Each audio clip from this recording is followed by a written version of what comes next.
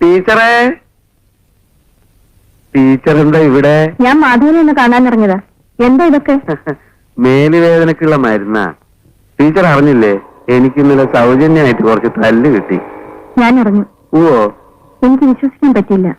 മാധവനിൽ നിന്നും ഞാൻ ഒരിക്കലും പ്രതീക്ഷിച്ചില്ല. ടീച്ചർക്ക് വാട്ടുണ്ടോ? എങ്ങനെ തല്ലിയപ്പം മാധവൻ ഭയങ്കര നിയന്ത്രണത്തിലായിരുന്നു കേട്ടു. നിലവിളിച്ചല്ലാതെ വേറെ കുഴപ്പമൊന്നും ഉണ്ടാക്കില്ലെന്ന് അറിഞ്ഞത്.